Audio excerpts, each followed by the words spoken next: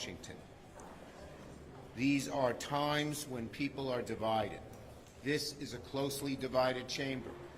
But nevertheless, we can summarize the Senate's work in funding the government in one word: bipartisan. Bipartisan. Thanks to the phenomenal work of Appropriations Chair Patty Murray, who you'll hear from in a minute, and Vice Chair Susan Collins, and numerous colleagues on both sides, all 12 appropriation bills have been reported out of the committee with bipartisan support, the majority with unanimous support. That is incredible at a time when the country is so divided. And it's a beacon, and it's a great example, and a great example to the House of Representatives. This month, one of the Senate's top priorities will be to keep the government open beyond the September 30th deadline. Both parties in both chambers will have to work together if we are to avoid a shutdown. So when the House returns next week, I implore, I beg my House Republican colleagues to follow the Senate's lead, to recognize that time is short, and the only way to avoid a shutdown is through bipartisanship in both the House and the Senate. House Republicans have their first chance to show their commitment to bipartisanship when they return next week. The last thing Americans need right now is a pointless government shutdown. A shutdown will hurt just about every American, and yet there are some on the hard right in the House who say they actually want a shutdown. It's hard to believe that they would be so callous about people's wants and needs and helps and fears. Our economy has come a long way since the darkest days of COVID. Inflation slowing down. Job growth remains strong. The investments we've made through the infrastructure law, the CHIPS and Science Act, the Inflation Reduction Act are paying off with new projects, new jobs, and prices going down in so many areas, like drugs. We can't squander that all now. A shutdown is unnecessary and would harm many American families and businesses, just about everybody. But if both sides work in good faith, embrace bipartisanship as we've done in the Senate, avoid all-or-nothing tactics, my way or the highway tactics, which they tried to do on the debt ceiling, then there'll be no shutdown, and that'll be good news for the American people. Now, for the work ahead of us. Next week, we will take up 3 bills to start the minibus: Transportation HUD, Milcon, and Agriculture.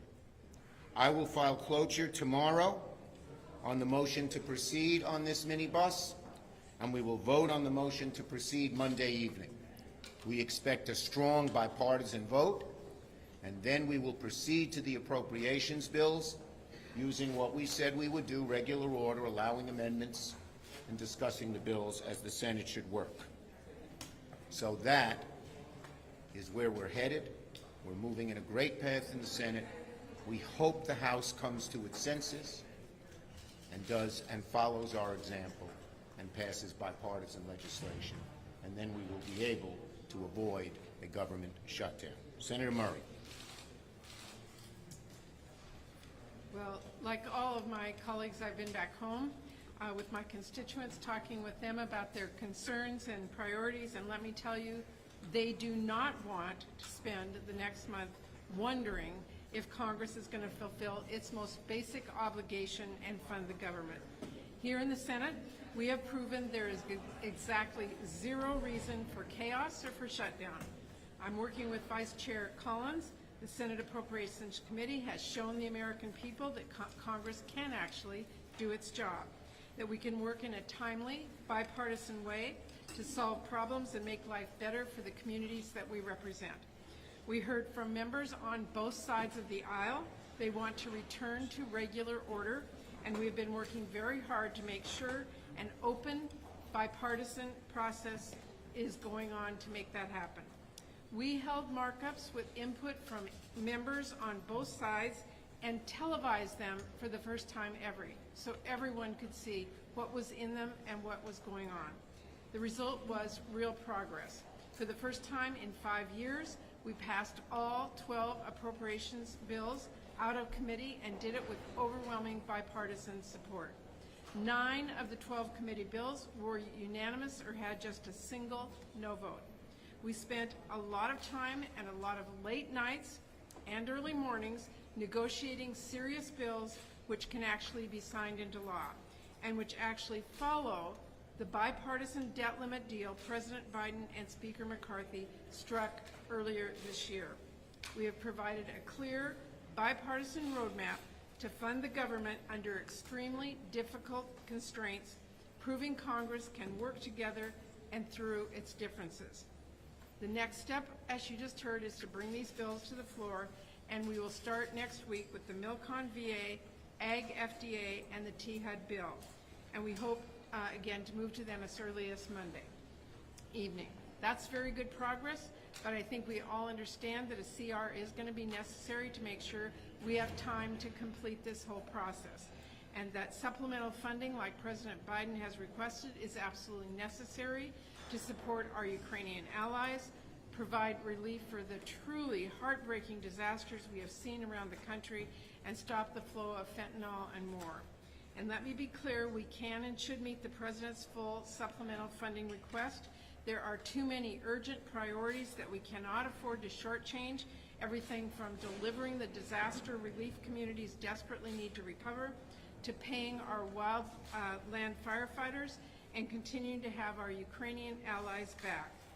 On that note, I have to say, I hope we can all come together, Democrats and Republicans as well, to address the child care crisis, as critical dollars for that are expected to expire at the end of this month.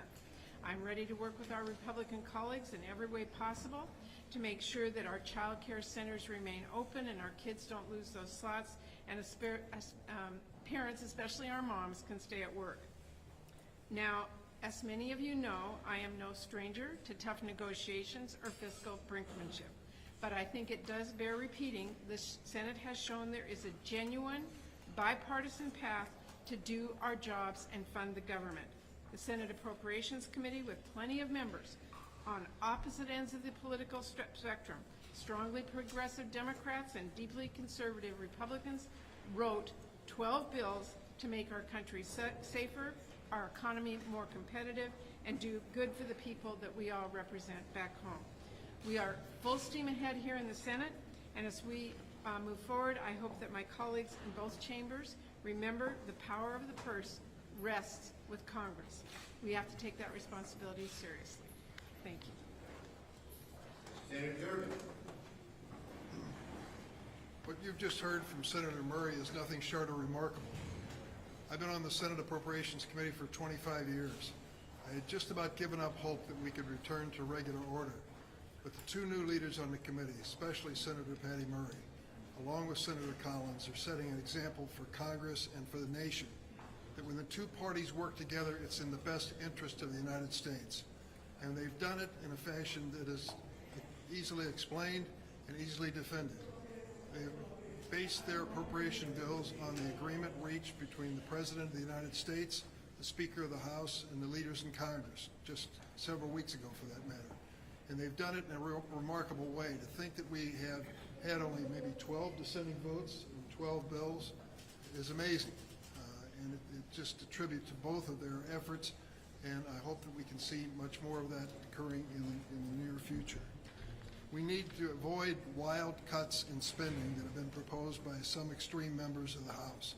The notion that we're going to cut medical research at this moment in our history, the idea of cutting education, public safety, public health programs, we've got to reject these extreme views. Stick to the center line in the American political scene, and that means coming together to solve problems in a responsible, bipartisan way. Here in the Senate, we're going to follow regular order, which is another thing I never thought I'd see again. I want to commend Senator Murray and the leadership with Chuck to bring us to this point.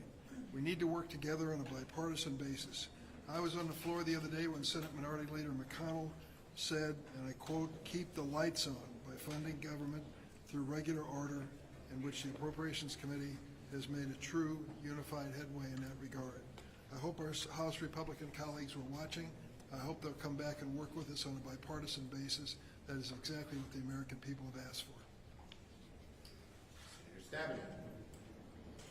Thank you. Good afternoon. Welcome back, everybody. I, too, want to lend, first of all, my words of thanks to Senator Schumer. Always wanting to get things done. That's what we're all about. And Senator Murray and Senator Collins for moving the appropriations process forward in regular order with strong bipartisan support. I will note, for the record, first time 2 women as the leaders of the committee. Just saying, right. So, women leading on time, on budget. So, I'm just saying. This is really good news. Yeah. This is really good news, and it follows the agreement. Remember that agreement at the end of May with President Biden and the Speaker of the House shaking hands on a budget agreement on spending that we would be doing for this year? Well, that's what we're doing, is following through on the commitment that they made. And we all know then what happened. Extreme members of the House are trying to derail the agreement the Speaker of the House made with the President of the United States and trying to derail our progress. Government shutdown threatens the safety of Americans in every single area of our lives. Support for the troops and national defense, air travel, rail safety, food inspections through the USDA, basically our ability to provide Americans with the daily services that they need and deserve. Not to mention the hardship that'll be created for millions of hardworking public employees. You know, there's so much good news right now. We're rebuilding America, bringing jobs home from overseas, creating a manufacturing renaissance, and I can say that from Michigan, that it's very exciting to see what's happening on manufacturing. 187,000 jobs created in August alone. 13.5 million jobs created during President Biden's just first 2.5 years. This isn't by accident. Democrats are focused on growing the middle class of this country and by bringing down costs. A Republican government shutdown would completely undermine our country's progress right now. So thank you again to Senator Schumer, to our great leaders on the Appropriations Committee. We are committed to a bipartisan approach to governing our country. That's what the American people want, and that's what they deserve. Thank you. Okay, questions? Go ahead. Will you commit to holding a vote on the chairman of the Joint Chiefs of Staff nominee if the stand-up with technical persists? The bottom line is this is a problem created by Republicans, and it's up to them to solve it. Senator McConnell, Senator Thune have said they disagree with Tuberville. It's now up to the Republican Party to get him in line. We're not going to shift the burden to Democrats when this is a Republican-caused problem. Next. Go ahead.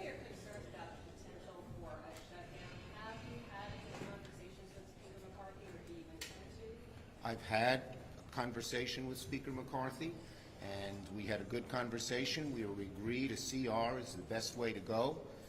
He's going to have a rough time implementing it, but I hope he sticks to his guns. And I think he knows, I think Leader McCarthy knows, that if a shutdown happens, it'll be caused by House Republicans. It'll be bad for the country, but it'll also be very bad for them. Leader Schumer. Yes.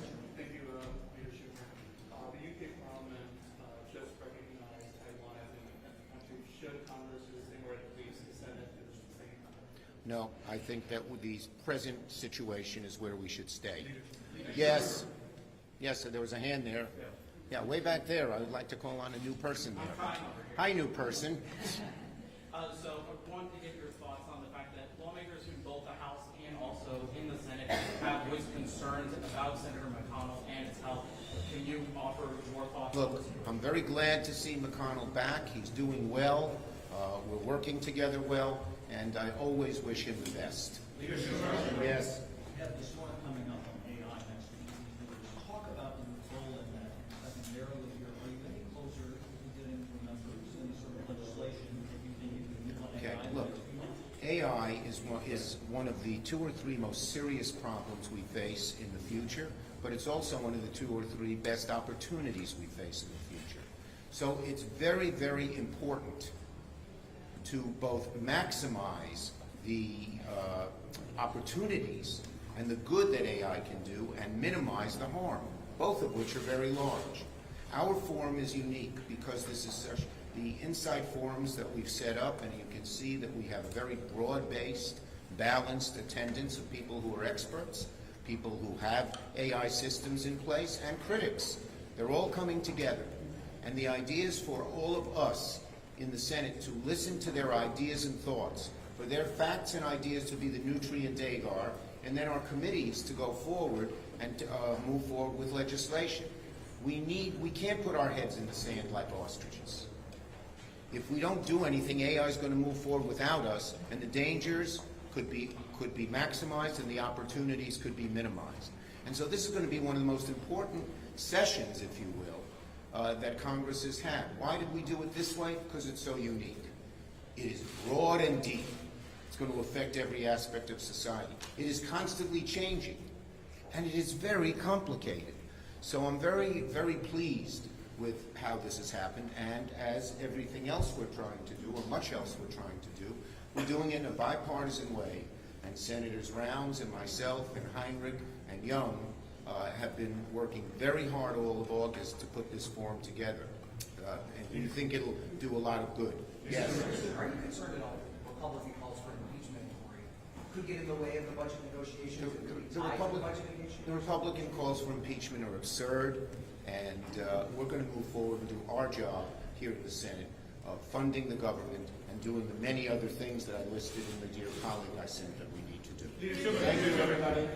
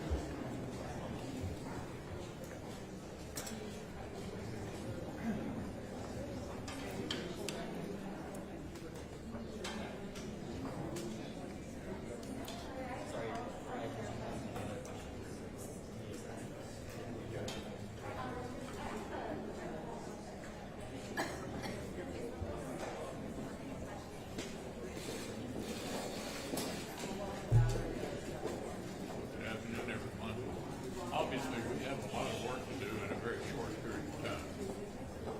We have to figure out how to fund the government past September 30th. We have to have it close again to a regular order process of appropriations. Senator Collins and Senator Murray have done a spectacular job of at least getting bills out of committee, which hasn't happened in the Senate in 5 years. So that's a step in the right direction. And then there's the supplemental, and as all of you know, I think maintaining our support for Ukraine is extremely important. Number one, virtually all the money that we're allocating for Ukraine is actually being spent in the United States to replenish our industrial capacity. Secondly, we haven't lost anybody. Not a single American has been lost. Third, I think it's important to remember that we have a country here fighting for their independence, degrading the military of one of our biggest rivals. So I know there's a difference of opinion in my party on this, and I think the president has, been too slow to keep the commitments that he's made publicly, but at least he's supporting the effort. I think he could have done it more skillfully, but he is supporting the effort, and I intend to continue to support it, and I hope the majority of my colleagues will feel the same way. Let me just pick up on the first point the leader made, and that is that if you look at the before we broke for the August break, the last bill we processed, the National Defense Authorization Act, we had a robust amendment process. We considered 33 amendments on the floor. Armed Services Committee team got lots of other amendments included in the bill that were adopted without having votes, but nevertheless, it was a process that was open and transparent in which individual members who don't serve on the Senate Armed Services Committee had an opportunity to have their voices heard and get votes on amendments that were important to them in their states. Now we're looking at the appropriations process. As the leader pointed out, we haven't had a normal appropriations process for a long time around here, but we do now have 12 bills. All 12 bills have been reported out of the Senate Appropriations Committee. The key now is to get those bills moving across the floor. And I'm hopeful that that will start happening next week. And when it does, that there will also be an open, robust amendment process in which members who don't serve on the Senate Appropriations Committee have an opportunity to make their voices heard and get amendments considered that are important to them and the people that they represent. I talk a lot around here about regular order. And the reason I do that is because I think bills, when they move through regular order, is a more transparent process, it is more accountable to the people in this country, and I hope that we can have a regular order process as we begin to deal with appropriation bills, so we don't end up like we did last year, at the end of the year, with everything piled up in this big train wreck of one big appropriations bill that's a take it or leave it proposition. The way it's supposed to work is to do these in regular order, through a process that allows for open debate on the floor, and that's what our conference is going to insist on in the appropriations process this year.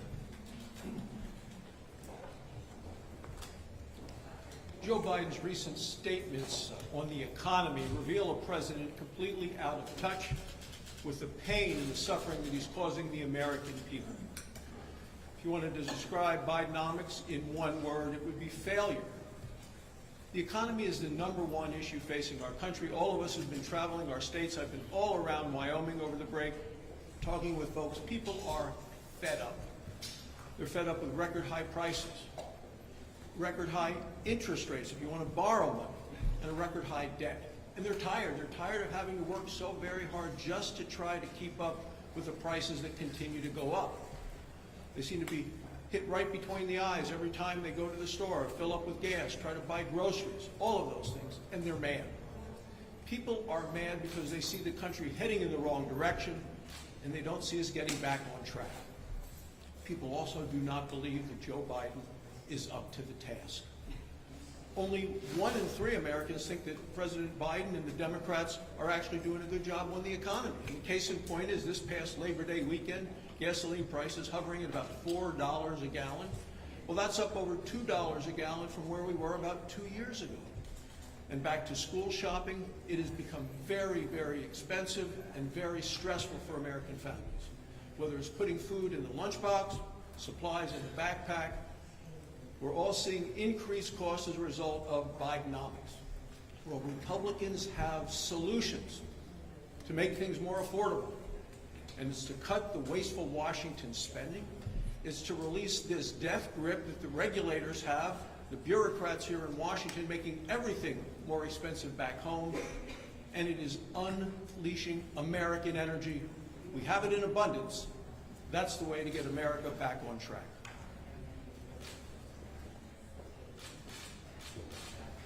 Well, welcome back, everybody. I'd like to say it's great to be in Washington, D.C., but I think I prefer Iowa. And for those of you that have the opportunity to come out, spend some time in Iowa, go to our great state fair, we appreciate your support. I finished up the 99-county tour while I was at home in Iowa, and it was great to get out across the state. But while I was out and about and talking to families and talking to manufacturers and other industries, it was abundantly clear that Iowans are very, very frustrated with the state of the economy. And it really didn't matter what industry or what location I was in. They are frustrated. They're frustrated with this administration.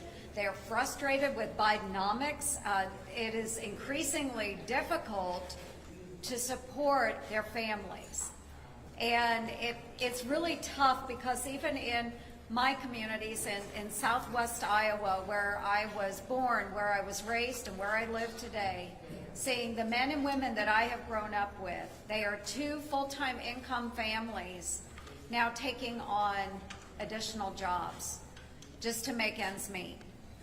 So folks, when the president is out there talking about how successful Bidenomics has been, I'm pulling the BS card on this, and I'm throwing it down, because things are rough on our families. There's no getting around it.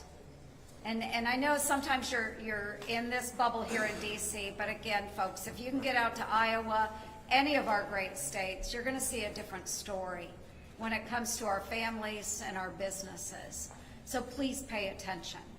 So with that, Iowans are really frustrated with the taxes that they're paying to this federal government when they hear us talk about Washington, D.C., and how a number of our federal agencies' headquarter buildings are only 25% occupied.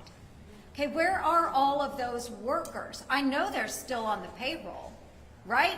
Is COVID over? Are we able to come to work safely? I think we can do that. And yet we still have a huge number of people from this city that are telecommuting. They're teleworking. And there's no reason we should be doing that. When you have bureaucrats that are doing bubble baths during their conference calls for work, when they are golfing during business hours, and yet they're still getting paid the wages they were pre-COVID, we've got to figure this out. So I pushed out a letter to all 24 Inspector General offices, and I'm demanding answers. So one, what are these people doing? Who has oversight of the work that is being done by these employees that are so-called teleworking? Okay, two, what are we going to do with all this unused office space? If you're not bringing people back to work, we don't need to lease all of these buildings. We don't need all of these buildings. How much money can we save if we get rid of it? And then finally, folks, and this really gets under my skin, is that how many of these federal employees who get location-based pay, Washington, D.C. wages, who are teleworking from a lower-cost area, how many of them moved away during COVID and are still getting paid for living in Washington, D.C.? It is fraud, folks. It's fraud. So you federal employees that are out there, we're coming after you. We're coming after you. Let's do the right thing. Well, welcome back, everybody. It is nice to be here on a 100-degree day almost, and I'm glad that we had a nice break. I'll say two things of what some of my colleagues have said. Senator Barrasso said his definition of Bidenomics is failure. Mine is paying more and getting less. That's absolutely what you're doing every day, whether it's your mortgage, your rent, your grocery store, your gasoline tank, whatever it is. And as to what Joni was talking about, Senator Ernst was talking about, our offices are inundated during the summer. More people have traveled this summer probably than have over the last 4 or 5 years. The requests for passports and assistance on getting passports and passport renewals is much greater than it has been, but because the workforce is not there, we had people that had to cancel trips, couldn't go, and they had planned months in advance to try to secure their passport. So that is one area specifically where the work ethic that we're seeing at the DC level mostly, but also at the federal level, is coming up short. So during the break, it's nice to get home and see everybody and hear anecdotal stories, but I did, during my break, took once-in-a-lifetime CODAL with 4 other bipartisan, bicameral, all-women delegation to see our USA women soccer team play in Auckland, New Zealand. We didn't get to see them play, but we did get to see a lot of other women athletes in team sports. I was one of the lead senators on equal pay for equal play for Team USA. I believe firmly that any woman athlete who's representing our country should have the same benefit and pay as any man who is under the flag of the United States in competition. And I can tell you, it was glorious to see those fields filled with women's teams all across the globe, really led by the U.S. team. The U.S. team was the leader here. It's just people are catching up to us now. And that's inspiring to me because I love sports and I love women's sports, and it was really, really fun. The other side of that, Codell, was a security portion. We talked to a lot of the Indo-Pacific leaders and defense leaders about the looming challenge of China, how our allies are realigning, and how we need to shore up our allies. We were in Australia talking about AUKUS, the new agreement that we struck on submarines. We were talking about how the Taiwanese and China situation is becoming very precarious, and how are we preparing for that. And I thought, you know, what are these two issues that we went on this Codell, what do they really have to do? And the unifying thing here is American values. We believe in freedom. We believe in making and giving all of our men, women, and our military the ability to do the best they can do in any situation for a great country. And so I was very inspired when I came home to talk about this value-based American values that lead in the world. And we've got to keep that in the forefront, not just for us, for our friends, our neighbors, and also those who are unable to see that freedom for themselves, that we can be that guiding light that we've always been.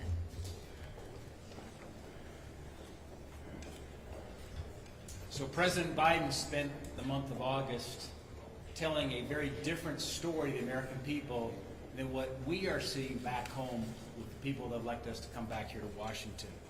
But don't take my word for it. Don't take my word for it. As Joe Biden's trying to spin this Bidenomics story, look at the headlines that have come out in publications from your colleagues in the press. The housing market is stuck. Americans can't afford homes. Investors aren't buying property. Economists see little relief ahead. New York Post, credit card and car loan defaults hit a 10-year high as inflation squeezes families. This came out in Forbes just yesterday. In fact, I was flying in from Montana. Strapped for cash, more Americans are making early withdrawals from their retirement savings. And you've seen the headlines in the last month about credit card debt at over $1 trillion, an all-time record high. And now we've got new information that says our deficits are going to exceed $2 trillion. To put that in perspective, our deficit over the next year will be larger than the GDP of every country but 10 in the world. This is a direct result of what's happened. We've seen with President Biden in their spending spree. It's unacceptable, but the reality in Joe Biden's America versus what Americans are actually seeing are completely disconnected. It's time for the administration to reverse course on its out-of-control spending. Good afternoon. Welcome back. Respectfully, can you tell us what is appropriate and describe, characterize what is the level of transparency the people of Kentucky deserve to hear about your commission? Well, I think Dr. Monahan covered. We'd like to hear from you. I know you are hearing from me. I think Dr. Monahan covered the subject. So you had a chance to read it. I don't have anything to add to it, and I think it should answer any reasonable question. But he ruled things out. He didn't tell us what it might have been. Do you know what it is? You've had all these evaluations. What a doctor said is the precise medical reason for those treatment freeze-ups. What Dr. Monahan's report addressed was concerns people might have that some things that happened to me did happen. Well, they didn't. And it's really, I have nothing to add to that. I think you pretty well covered the subject. What do you say to those who are calling on you to step down? Do you have any plans to retire anytime soon? I have no announcements to make on that subject. Well, what do you say to those who are I'm going to finish my term as leader, and I'm going to finish my Senate term. Mr. Leader, what is your response to Senator Rand